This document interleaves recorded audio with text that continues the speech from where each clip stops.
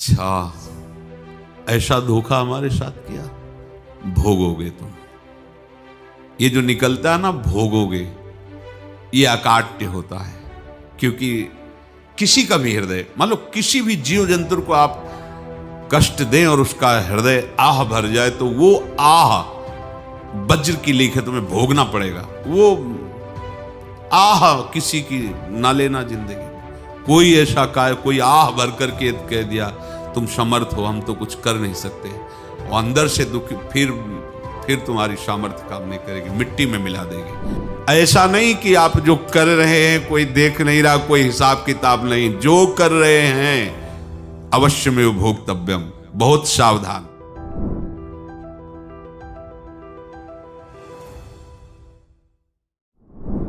जीव स्वयं नित्य निरंतर कर्मों के जाल को रच रहा है और अपने आप को बांध रहा है।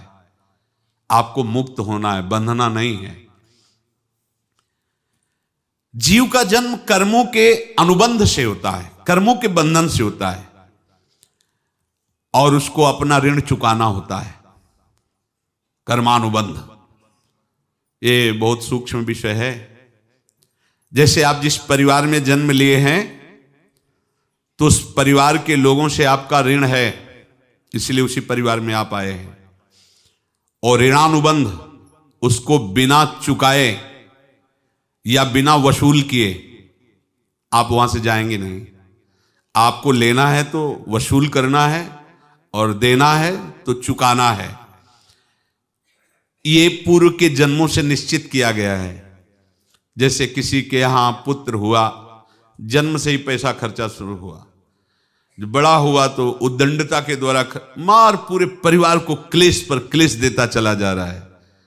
ये तुम्हारे कर्म का फल है। या ऐसे शक्तिहीन बुद्धिहीन ऐसे पागल पूरे जीवन सेवा करो, तुमसे अपना हिसाब चुकाने के लिए वो आया है। अब परिवार के जो सदस्य जुड़े आके, मतलब पत्नी आते ही पूरी हृदय में आनंद, परिवार में आनंद, और जीवन भर वो आनंद ही सुख देने के लिए उसका जन्म हुआ। वो अपना ऋणानुबंध मुक्त, और आते ही भयंकर क्लेश खड़ा कर दिया, बीच में दीवार और झगड़ा वैसा, फिर अतरे दिन मारपीट शुरू, कलह अशांति, पूरा जीवन नरक हिसाब करने आए।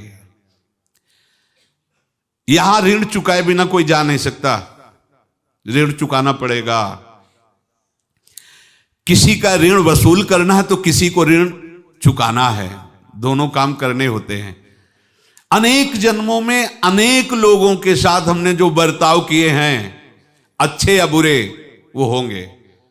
अब किसी आदमी को हम जानते नहीं, अचानक मिला, अचानक टक्कर लगा और मार पीट गाली गुप्ता सब कर दिया, चुपचाप सह लो। क्यों? ये आपका हिसाब है, पूर्व का हिसाब। हमारा उससे कोई द्वेष नहीं, कोई संकल्प नहीं। अचानक घटना घटी और हमसे द्वेष करने लगा, हमें पीटने लगा, हमें गालियां दे, ये हिसाब है, चुपचाप सह जाओ। अपने घर का भाई ही भारी दुश्मन बन गया और क्लेश हिसाब है। एक प्रभुदत्त ब्रह्मचारी जी की वाणी में पढ़ा था, एक महात्मा जी भ्रमण करते थे, तो उस समय असरफियां चलती थी, मोहरे असरफियां, तो उनको भेंट में देते लोग। तो या तो ठाकुर सेवा में लगे तत्काल, या संत सेवा में तत्काल लगे, उसका संग्रह करके डोलना ये ठीक नहीं है। बैरागी के लिए सिद्धांत में ये ठीक नहीं है। तो जब 2, 4, 6, 8 ऐसे मोहरे हुई, तो उन्होंने विचार किया कि और भ्रमण करके जब काफी मोहरे हो जाएंगी तो प्रयागराज में जब कुंभ पड़ता है, एक बार पूरे सब अखाड़े के संतों को, अलग अलग संप्रदाय सब संतों को बुलाएंगे और सबको पुआएंगे। अब साधु है तो यही विचार करेगा, और क्या विचार करेगा। तो उन्होंने एक ऐसे डंडा बनवाया, बेंत, जो ऊपर से चूड़ीदार और भीतर पोला, और मोहरे उसमें डालते गए। और भ्रमण, जहां जहां श्रद्धालु भगत थे सबके यहां जाना और इच्छा रखना कि एक मोहर तो दे ही दे दक्षिणा में। कामना कोई भी हो वो बांधती ही है, ध्यान रखना। इसीलिए प्रभु जो चाहे वो करे, अपनी चाह नहीं रखनी चाहिए, अपनी चाह प्रभु की चाह में मिला देनी चाहिए। धीरे धीरे वो छड़ी भर गई। भ्रमण करने वाले महात्मा चूड़ी लगाई, इंतजार करते रहे। जब प्रयाग का कुंभ पड़ा तो चले। तो रास्ते में एक गांव में पूछा जाता है, जैसे कहीं रुको कि कोई श्रद्धालु ऐसा है जो संत सेवी है। तो कुछ लोगों ने बताया, हाँ एक परिवार है बहुत संत सेवी है और आपको मिलाते हैं उनसे। आइए महाराज, घर में रुका, खूब अच्छा हलवा पूड़ी पवाया और जो घर के मालिक थे चरण दबाए। चरण दबाते दबाते उनकी दृष्टि पड़ी उस डंडे पे। इतना मोटा और ऊपर से कुछ चूड़ी सी भी नजर आ रही, इस डंडे में तो कोई रहस्य है ही है। अब महात्मा जी को खवा पिला के सुला दिया। महात्मा जी जब सो गए तो पत्नी से धीरे से कहा, वो डंडा लाओ बाबा जी का। डंडा, वो चूड़ीदार जो ही खोला पलटाया तो सैकड़ों मोहरे। ऐसे संत रोज पधारे भगवान, तुम आनंद हो जाए फिर क्या। पत्नी से कहा, नाप के कंकड़ लाओ। वो तो महात्मा जी तो खाए खीर पूड़ी, आराम से सो रहे। रात में पूरी प्लानिंग करके उसमें कंकड़ भर के चूड़ी लगाकर सिराने रख दिया, सारी मोहरें हटा ली। महात्मा जी आराम से छड़ी उठाए तो वजन पक्का। वैसे बड़े लोग चतुर होते हैं, पर ये नहीं जानते कि कर्म कितना भयानक होता है। और उनकी कोई संतान नहीं थी, पर धन में इतना प्रेम उनको था। बहुत सावधान। साधु महात्माओं के पास जो अर्थ है, गृहस्थी अगर आता वहीं से है, पर अगर उसको जोर जबरदस्ती या किसी छल कपट से, तो वो उसका विनाश ही करता है। आज तक का प्रमाण है। अब उनको ये भाव पता नहीं होगा, या पता होगा तो लोभ के कारण वो उसको मान नहीं पाए होंगे। महात्मा जी गए प्रयाग में, किसी अखाड़े पर रुके और वहां प्रार्थना की कि कल जो है संपूर्ण अखाड़ों का निमंत्रण किया जाए और सब संतों को भोग पवाया जाए और उनको दक्षिणा भी दी जाए। महंत ने सोचा कि बहुत बड़ा है तो उत्सव है, क्योंकि प्रयाग में कितने हजारों संत महात्मा सब। तो उनका, महाराज बोरों इसमें चीनी और टीनों घी लगेगा, सब व्यवस्था। बोले आप मंगाइए, एक एक हिसाब हम करेंगे, हमारे पास सब व्यवस्था है। बोले कुछ तो पहले दे दो, इकट्ठे देंगे हम। उनको था कि अगर हम छड़ी खोला और दो चार मोहरे दी, किसी को पता लग गया तो गड़बड़ हो सकती। बोले हम भंडारे के समय आखिरी में सब कुछ आपको दे देंगे। ठीक है। वो अपने पास से पैसे लगाकर खूब जितना सामग्री सब लाए, लाखों की, और सब संतों को निमंत्रण कर दिया। संत जन निमंत्रित हो गए, भंडारा बन रहा है। तब वहां के महंत है और उनका देखो भंडारा भी बन रहा है, संतों को निमंत्रण। अब आप अर्थ की व्यवस्था कीजिए, क्योंकि इतनी बड़ी हमारी सामर्थ्य नहीं थी जितना हमने किसी तरह हमने व्यवस्था की। अब मुझे अर्थ चाहिए, तभी आगे की व्यवस्था बढ़ेगी। संतों को दक्षिणा देंगे और जिनसे अर्थ लिया उनको दे। देखो रसोई बन गई है सब। उनका छत में विश्वास नहीं तो ये अभी चूड़ी खोली। उनको तो था ना कि मोहरे हैं, कंकड़। तो अब जैसे कितना उनको सदमा लगा होगा, हजारों संतों का निमंत्रण, रसोई बन, मतलब संत हो के छल कपट। तो उनका, महाराज आपने तो हमारा नाश कर दिया, जो महंत थे। अब बताओ, रसोई बन गई, संत निमंत्रित हो गए और आप ये कंकड़ दिखा रहे हैं हमको। आपने तो हमें बर्बाद कर दिया, हमारी इतनी सामर्थ्य नहीं थी, आप पहले बता देते। संत होकर ऐसा छल कपट। अब वो बोले तो क्या बोले, क्योंकि उनको पता था कि मोहरे हैं इसमें। अंदर से उनका चिंतन गया उसी सेठ के पास, अच्छा ऐसा धोखा हमारे साथ किया, भोगोगे तुम। ये जो निकलता है ना भोगोगे, ये अकाट्य होता है। क्योंकि किसी का भी हृदय, मान लो किसी भी जीव जंतु को आप कष्ट दें और उसका हृदय आह भर जाए, तो वो आह वज्र की लेख है, तुम्हें भोगना पड़ेगा। वो देखो भीष्म जी को भोगना पड़ रहा है ना। सांप को ऐसे धनुष की नोक से उठाया और बंबूल के कांटों के ऊपर फेंक दिया, कई दिन तक छेदा हुआ, वो आह भर करके मरा। तो आपको 6 महीने बाणों की सैया पर आह किसी की ना लेना जिंदगी में। कोई ऐसा कोई आह भर करके कह दिया तुम समर्थ हो, हम तो कुछ कर नहीं सकते, और अंदर से दुखी, फिर तुम्हारी सामर्थ्य काम नहीं करेगी, मिट्टी में मिला देगी। फिर ये तो संत थे और भगवत आराधना के लिए, संत आराधना के लिए ही ऐसा किए हुए थे। अब इनका कैसे मुंह दिखाएं, अब क्या करें।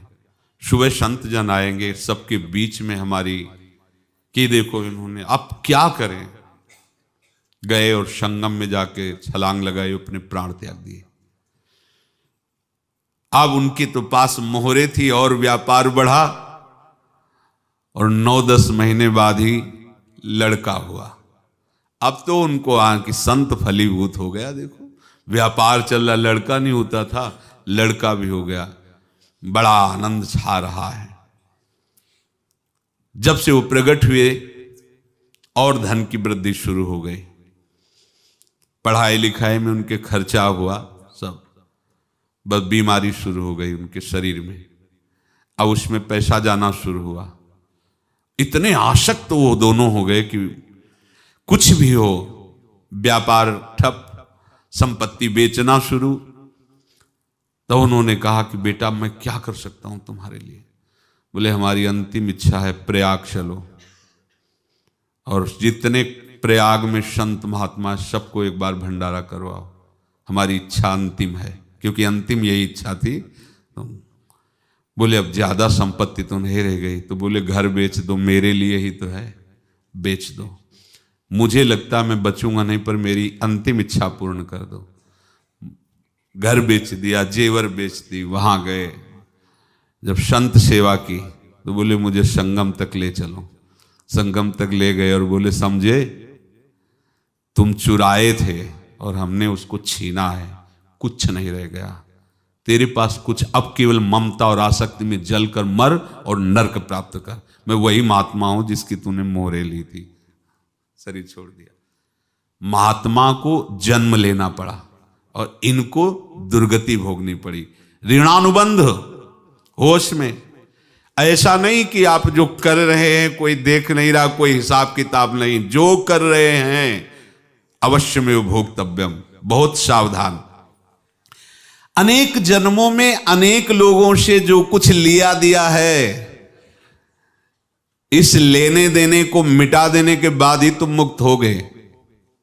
इसीलिए एक उपाय है, लेना न देना मगन रहना। क्या? मालिक को समर्पित हो जाओ, मालिक को अपना माना हुआ समर्पित कर दो, खत्म। अहम त्वाम स्वरूपापेभ्यो मोक्षयिष्यामि, सब खत्म। आगे पीछे लेना देना सब खत्म।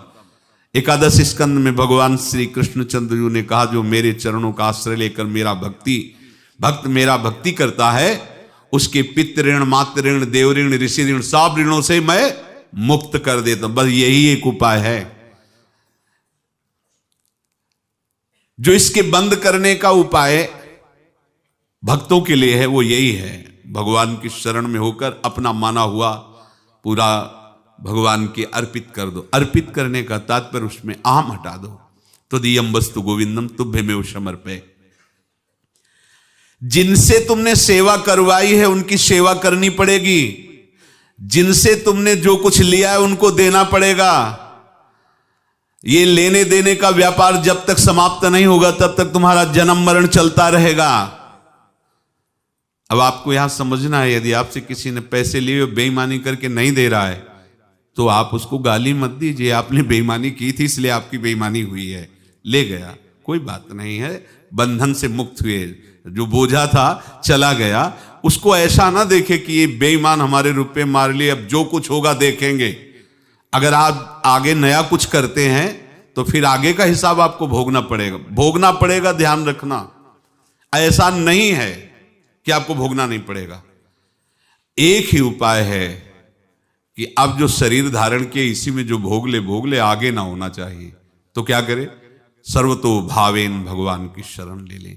ये तो सर्वाणि कर्माणि मयि सन्न्यस्य मत्पराः अनन्येनैव योगेन माम ध्यायन्तु उपासते तेषामहं समुद्धर्ता मृत्यु संसार से। ये बड़ा कठिन है पार होना, कोई छोटी मोटी बात है। एक महात्मा बाल्यावस्था से भजन करते थे, शालिग्राम भगवान पास रखते थे और उन्हीं की आराधना करके बस पाठ नाम जप और भ्रमण करते थे।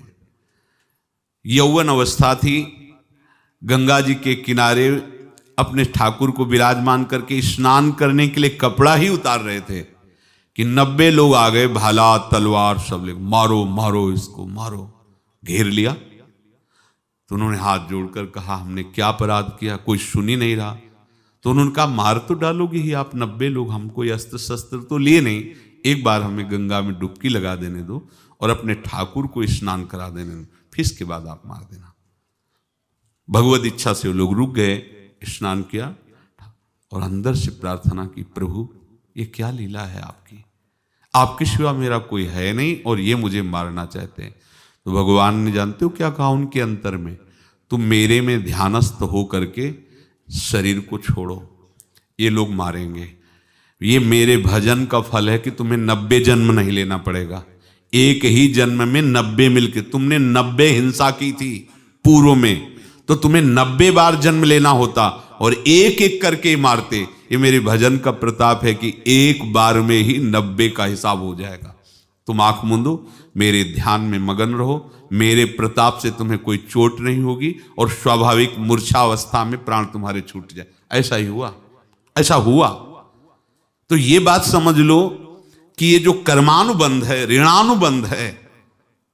आप देखो, अगर शाप महात्माओं ने दिया कि तुम्हारे वंश का इससे विनाश होगा, तो भगवान भी परम धाम जा रहे तो उसी कील से, बाण की नोक में जो मछली लील गई थी छोटा कण, उसी से की नोक बनाई और उसी नोक को प्रहार किया, भगवान के श्री चरण में वही बाण की नोक लगी और भगवान ने स्वीकार किया ना।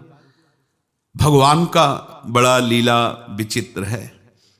अगर छुप करके उधर रामावतार में बात, तो इधर ऐसे स्वीकार किया है भगवान ने। ऐसा कहीं नहीं दिखाया कि मैं भगवान हूं तो मैं अपने लिए, ऐसा नहीं दिखाया। नारद जी का हित किया पर नारद जी ने शाप दिया तो भगवान ने स्वीकार किया। बंदरों ने ही सहायता की, जैसा बोले थे वैसा। ये लीला इस शरीर में भोगनी पड़ेगी। हाँ, ज्यादा को कम में भुगता देंगे, पर अब अगला शरीर ना मिले, इसके लिए सर्वतो भावेन भगवान के आश्रित हो जाए। जैसे आपने दुकान फैला रखी है तो उसमें दो काम होते हैं, लेना और देना। किसी को उधार दिया है तो हमें उसे लेना है, और कोई नगद देकर सामान ले रहा है तो उसे सामान देना है, या उधार लिया है तो हमें उधार देना है। अब अगर दुकान बंद करनी है तो तुम्हें देने वालों पर जोर देना है, लेने वालों पर जोर नहीं। लेने वाला तो जाओ हम क्षमा किया, समर्पित किया, हमारा कोई संबंध नहीं, खत्म हो जाए, वो खुशी हो जाएगा। लेकिन देने वाला तुम अगर दुकान भी उठा दोगे तो जहां भी रहोगे तुम्हारे पास वो आएगा, लाइए हमारा। तो देने पर नजर रखिए, जिसका जिसका हिसाब है वो आपके सामने आता जाए, हटाते जाओ। लेने पर नजर मत रखिए और दुकान फौरन उठा दीजिए, नहीं अगर लेते देते रहे तो चलता रहेगा। आगे चलकर कुछ लेना न देना, मगन रहना बस अपने प्रभु के चिंतन में। अब हम कैसे जाने कि किसको क्या देना है, हमें क्या पता? तो हम पूरा हिसाब जिनको पता है उनको दे देते हैं, समझ रहे हो? उनको पता है क्या लेना है क्या देना है, तो इनके पास पहुंच गए, या सरकारी हिसाब से सब बराबर कर देंगे। हमको अपनी जिम्मेवारी इनकी चरणों में समर्पित कर देना है, तभी हम जीवन मुक्त होंगे। ये रहस्य की बात है। प्रभु कह रहे हैं, यस्य सर्वे समारंभाः काम संकल्प वर्जिताः ज्ञानाग्नि दग्ध कर्माणं तमाहु पंडितम बुधाः। जिसके संपूर्ण कर्मों के आरंभ संकल्प और कामना से रहित हैं, तथा जिसके संपूर्ण कर्म ज्ञान रूपी अग्नि से जल गए हैं, उसको ज्ञानी जन भी पंडित कहते हैं, बुद्धिमान कहते हैं।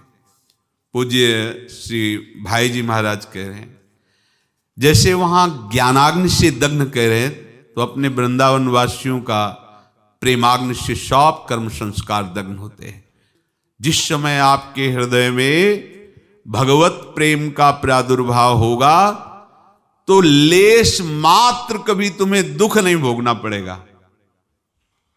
प्रेम का प्रादुर्भाव होते ही दुख का नाश हो जाता है, महासुख।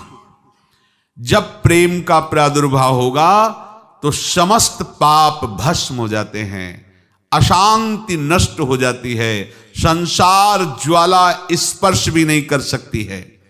जब भगवत प्रेम का प्रादुर्भाव होता है तो हो सकता है उस उपासक के जीवन में दुखों का पहाड़ टूट पड़े, परिवार खिलाफ, शरीर रोगी, अव्यवस्था, बहुत बहुत कुछ, सब कुछ। कह रहे हैं इतना सब होने पर भी उसके हृदय में कोई भी दुख नहीं होता। ये ऐसा सामर्थ्यशाली भगवत प्रेम है।